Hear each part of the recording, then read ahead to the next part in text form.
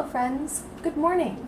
So today we're going to be talking about Regency Era food, starting of course with breakfast. So in the Regency Era, there's a bit of a change around breakfast. Previously, people would wake up, they'd go out and tend to their animals or do other things for a few hours, and they wouldn't actually eat for the first time until say 9 or 10 o'clock. But during the Regency Era, more and more people were going into towns for their employment, and they'd need to travel and get there by, say, 9 o'clock, or even earlier. And so during the Regency Era, people started to have breakfast around 7 or 8, and it was much lighter than in previous eras. Previously, you'd have a very hearty breakfast involving eggs and meat and all sorts of things. But during the Regency Era, this was significantly lightened up to include things like buns, cakes, English muffins, or, as you see before me, some toast and a soft-boiled egg. And the most popular drink of choice was tea, shortly followed by hot chocolate, or closely followed by hot chocolate, rather. And today, throughout the day, I will be following sort of an upper-class Regency Era diet. So we'll see how that goes. I don't normally eat breakfast, so this is already a new experience for me. And yeah, let's see how successfully I actually soft-boiled this egg. I don't have an egg cup, so this little guy will have to suffice. So yeah, let's see.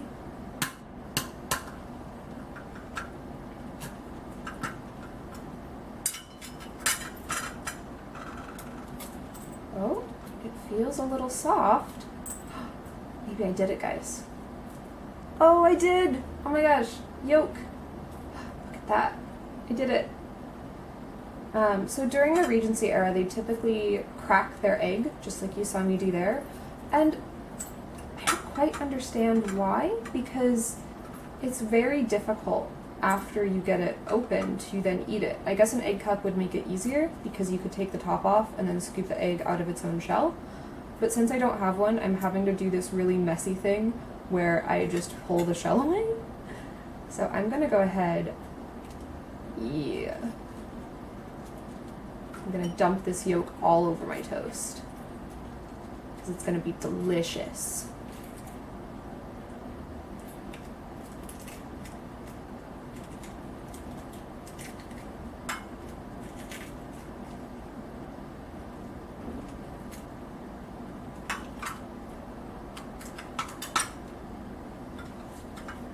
Maybe if I make like a little sandwich, that'll be easier. No, I don't think so. I'm just gonna eat it.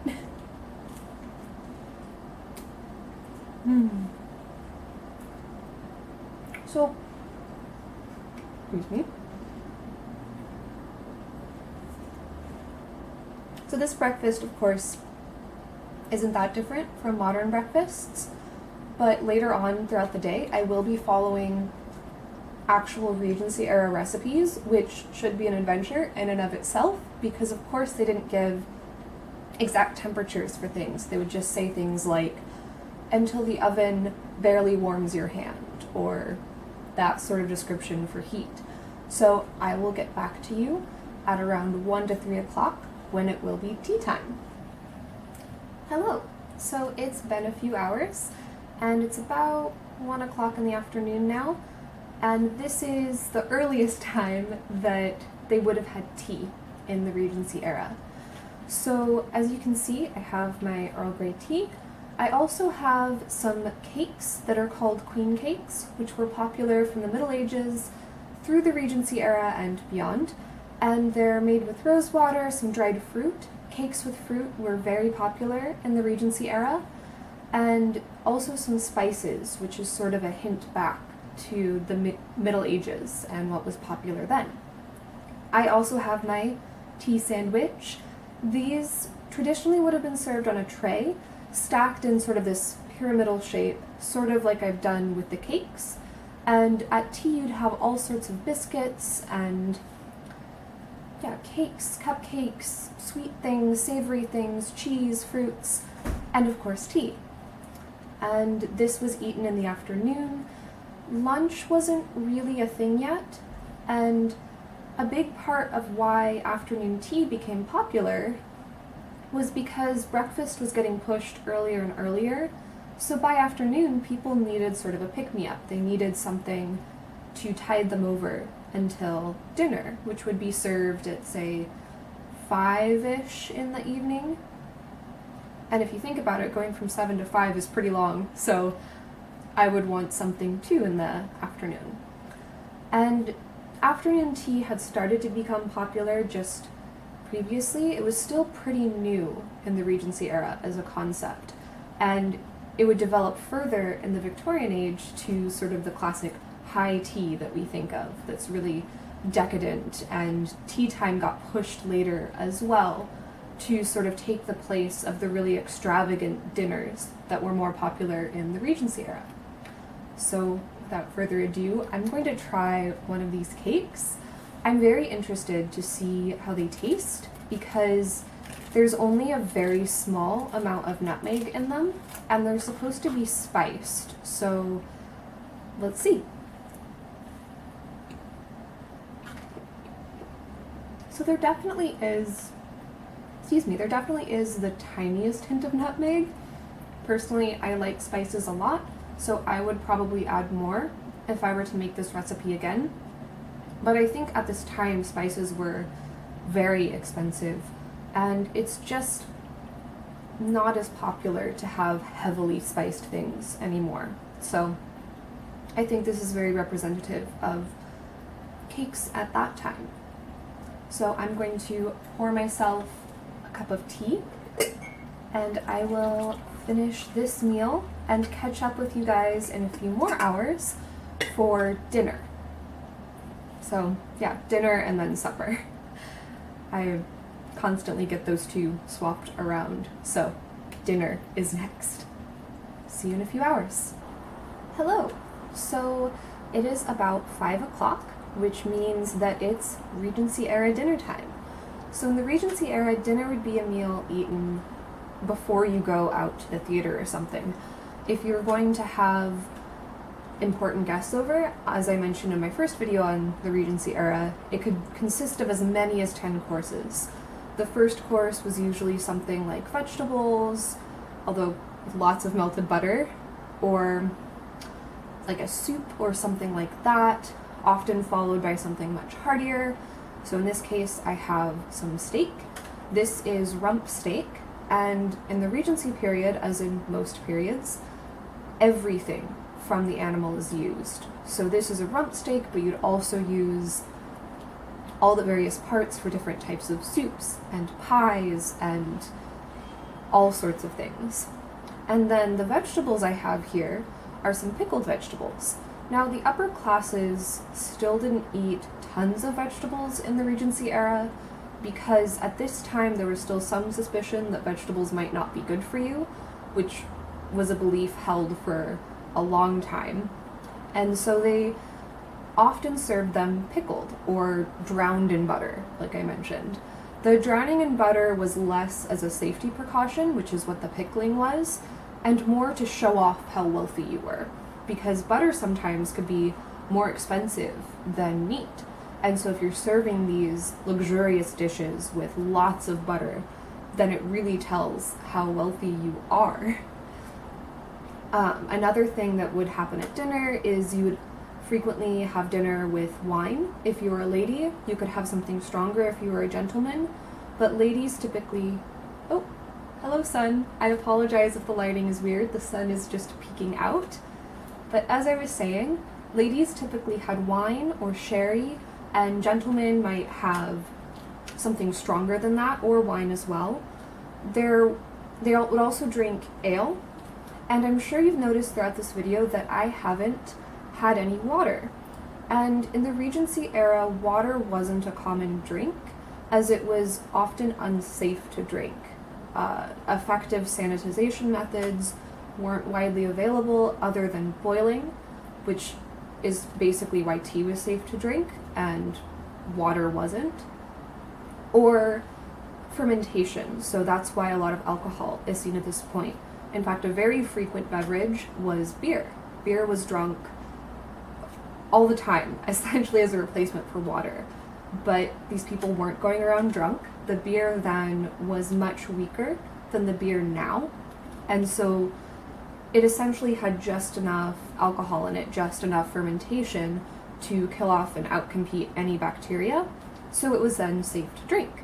And this is what people mostly drank, particularly poor people would mostly drink beer rather than risk drinking the water. Even children were given weak beer, sometimes watered down, or watered down wine in some cases, because as strange as it sounds to us, it was safer to give your child a very weak beer to drink than to give them water. So I feel like I've been yammering on for forever. So if you have any more specific questions, please leave them down in the comments, and I will do my best to get an answer to your question, or provide you with links where you can find the answer yourself. But I think a lot of it is pretty self-explanatory. The richer you were, the more special the occasion, the more extravagant the meal would be. And as I sort of alluded to, this is just sort of some representative dishes.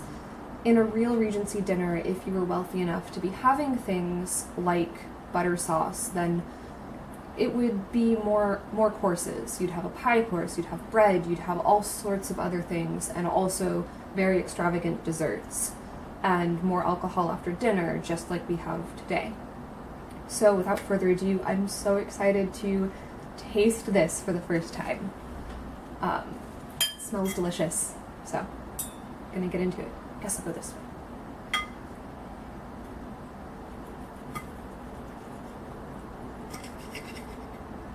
And all of the dishes today have been prepared using original Regency recipes, so I hope they're as period accurate as possible with modern supplies and appliances.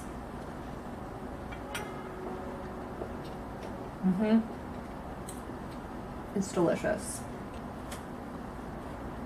The sauce really does add a lot to this. I normally just cook steak without bothering to make a sauce, but this is really delicious, so this is definitely one I will revisit.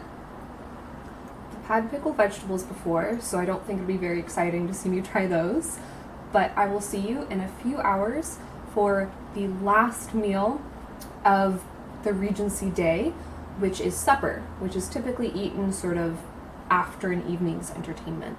So I'll see you then. Hello! It is time for my fourth and final meal as part of this Regency sort of upper crust inspired diet. So this is supper, which was sort of usually a lighter meal eaten maybe after getting back from, say, the opera or the symphony or a dance or something of that nature. It was usually eaten, say, around 10 or 11 at night. It's just about 10 o'clock now, so it's well in keeping with sort of the schedule of an upper crust Regency era diet.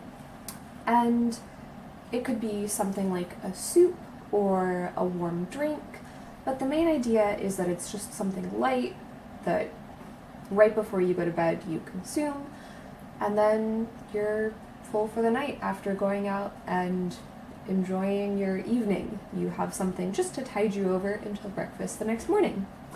So what I have in front of me is some onion soup. I will link all of the recipes from this sort of experiment down below, but I made some onion soup with some beef broth left over from my dinner recipe, and yeah, just some caramelized onions. So I'm looking forward to having that. And I guess just before I dig in, some general thoughts about this whole experiment was that it was a lot of fun. I encountered several recipes that I will definitely use again by doing this. The sauce for the steak was absolutely delicious. We'll definitely be pulling that one out again. And I also really enjoyed the cakes, and I had just a spoonful of this before I began recording, just to make sure the balance was right. And this is also really delicious, and I think I will definitely pull this out maybe in the autumn when things are colder. It's a very nice soup. So I definitely discovered some things I will use in the future. However, the whole schedule, I think, is a little bit too much for me. I don't think I want to be eating every few hours. It just takes too much time out of the day, particularly if you're preparing it yourself. Of course, the people who were eating like this had servants and cooks and all sorts of people to do this for them, so they wouldn't have been preparing it themselves, so I'm sure that saves a lot of time. But for my purposes, and for most people's purposes, I think that this style of eating is pretty impractical unless you make significant amounts beforehand and just sort of heat them up or something. But to do it every single day, cooking fresh, is just too impractical. So I definitely found some recipes that I like. I also like the idea of eating somewhat more frequently but in smaller quantities, so I think I'll take that and run with it. I already kind of do that. I don't like eating huge meals all at once, but I think more so I will definitely have several snacks throughout the day that are balanced in terms of vegetables and proteins and stuff, rather than really having meals, because I tend to like that more. And the other thing that I think I will pick up is afternoon tea. It was really lovely to have a set aside time to make myself a nice cup of tea and a really nice treat to eat, and just have some time to sort of have a break in the afternoon. So I think I'll try to incorporate that into my schedule as well. So yeah, this is sort of the conclusion of today's Regency era diet. Let me know in the comments below if there's anything else you'd like some more clarification on, or if there's anything else you would like to see me explore further. I could definitely do a video for any of these recipes, and like I said, I'll link them down below. If you do try out one of these recipes, I would love to see it. So if you could please take a picture and send it to me either through my email or on Instagram. If you tag me, that would be great. And yeah, I hope you enjoyed this. I hope it was educational. If you enjoyed it, leave a like, and if you'd like to see the rest of this Regency journey, please subscribe. I'd love to have you. So, have a nice day. I'll see you next time. Bye!